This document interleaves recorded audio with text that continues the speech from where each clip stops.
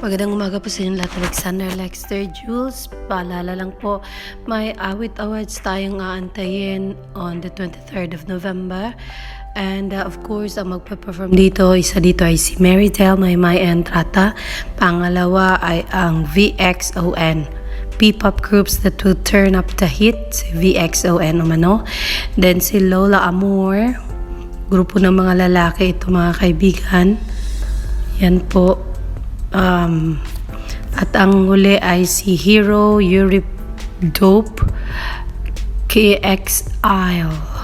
Listen as they bring heartfelt performances. Ito po ay mangyayari Music Awards and Music Festival sa Newport Performing Arts Theater, Newport World Resorts, mga kaibigan. Watch it live. Pwede siyang mapanood sa YouTube, sa Facebook at sa Twitter, sa TikTok, Mix Global. And for details, visit myx.global/awit-awards. Yan po ang aabangan natin. And that's going to be 3 days from now.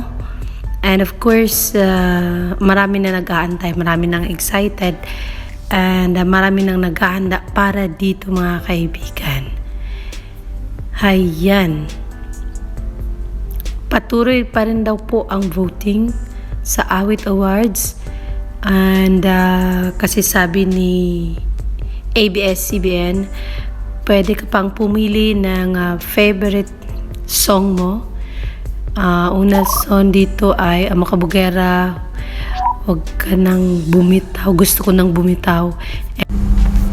Yes, ang sabi kasi ni ABS-CBN, pwede ka pang bumoto.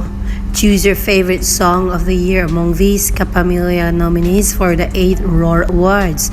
Una dito ay, again, I am saying, Ang Makabugera by Maymay, Gusto Ko Nang Bumitaw by Morissette, Tumitigil Ang Mundo by BGYO, Mahika by Adi Janine Baden, Kumpas by Moira de la Torre, and Diwata by Sam Concepcion. So yan po ang pamimilian na mga kanta na pwede nyo pang i-choose sa mga oras na ito mga kaibigan. So if you do have time, cast your vote and click the link lionhearttv.net/roar-awards-20. Ayan po.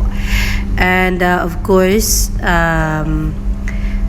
may oras pa kayo hanggang ano kaya ang last day nito kasi 23rd is just 3 days away, 2 days away.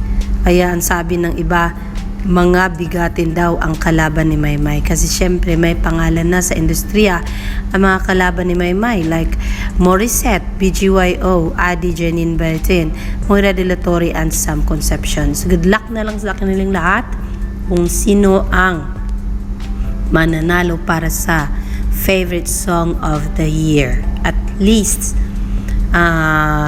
may na-secure na ang mga fans and shippers ni Maymay at yun ay ang female artists of the year mga kaibigan. Ang mga categories kasi ni Maymay ay una, favorite song, next is best dance recording, third is best music video, and then the fourth one is the favorite female artist of the year. So yan po ang mga categories na may nomination si Meridel, Maymay Entrata mga kaibigan.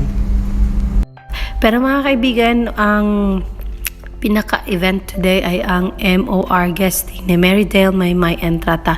So yan po ang ating aabangan ngayong araw po. Kahapon wala tayong masyadong update. Siguro nag-ensayo si Maymay after ng I Want ASAP. And yes, mga kaibigan, ano ba ang update ng pwede ba music video ni Maymay Entrata sa YouTube world? Ang pwede ba ni Maymay ay meron na itong 817,000 views. Oh, the last time was 810. And so umakyat na ito ng 7,000 views. Samantala, ang Ama Kabugera ni Maymay Entrata ay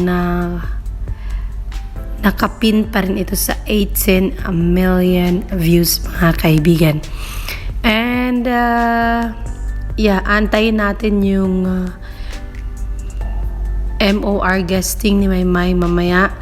At syempre may pa Facebook Live yan. So abangan na lang natin kasi hindi po alam ni Alexander Lexter Jules ang exact time ng guesting ni Maymay sa MOR in connection sa kanyang promotion ng Pwede Ba new single. Alexander Lexter Jules, yan po ang pinaka-latest update for Maymay Entrata. Si Edward Barber ay wala rin pong update, mga friends. So we'll wait kung kailan po tayo makahanap ng update kay Edward. And more updates syempre aabangan natin for Maymay Entrata. About MOR guesting ni Maymay, nag-umpisa na pala ang MOR guesting kasi ang umpisa nito ay alas 10 ng umaga dyan sa Pilipinas time, and almost 7 o'clock na, mag-aalas 11 na ng umaga, kaya sana ay nahabol ninyo at napanood ninyo ang Good to Go na guesting ni Maymay Entrata sa MOR. Check nyo po ang YouTube channel ng MOR at makita nyo doon ang nangyari kanina sa guesting ni Maymay Entrata. Kasama niya po si Sheye, ang rapper, and of course live din daw yan sa Facebook page. Kaso nga lang nahuli tayo sa balita, kaya dapat napanood ko na to, kaso lang may ginawa tayo at ngayon lang natin napansin na ang oras pala ng guesting ni Maymay sa MOR ay alas 10 ng umaga. Good luck sa inyong lahat. Just check for yourself as to what happened sa guesting ni Maymay sa MOR sa Facebook page and sa YouTube channel ng MOR. Check ko din mamaya, I'll see kung anong nangyari. This is it, Pansit. This is our morning update. I will see you for more later, mga kapamilya, dito lang sa ating channel, Alexander Lexter Jules. Stay safe and happy Monday, everyone.